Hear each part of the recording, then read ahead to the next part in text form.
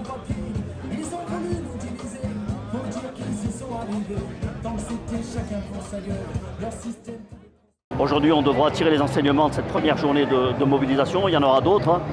Pour nous, métallos, il y a bien évidemment la journée du 17 devant le salon d'automobile, où là aussi on attend beaucoup de camarades de la filière pour dénoncer les choix stratégiques qui sont faits sur cette filière et les conséquences que ça pourrait avoir en termes d'emploi et de casse industrielle. Donc voilà, une rentrée inquiétante, préoccupante, mais sans résignation.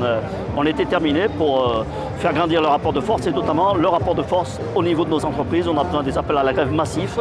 On a besoin de salariés qui redressent la tête et qui fassent face à un gouvernement qui, on le sait, une fois de plus, sera contre les intérêts du plus grand nombre.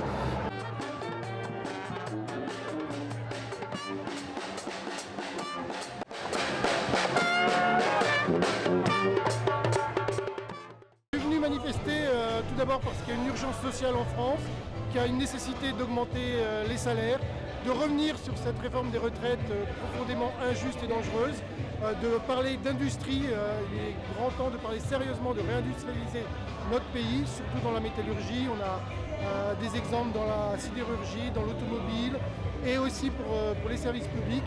C'est pour toutes ces questions-là que je suis là aujourd'hui à manifester, pour montrer que les salariés ne se laisseront pas faire et qu'on sera là pour montrer au gouvernement qu'il faut changer radicalement de cap.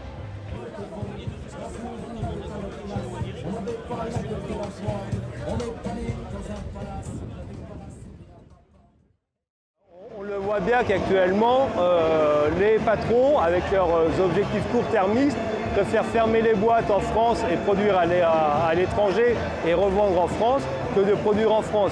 Alors pour nous, c'est important de se battre pour produire en petits véhicules électriques à mixte énergétique, pas cher, produit en France et vendu en France et accessible à tous. Et c'est pour ça que cette journée, à l'appel de la Confédération pour la préservation des services publics et des emplois dans nos industries, rime avec nos revendications locales sur le département pour la défense de l'industrie automobile et également de l'emploi.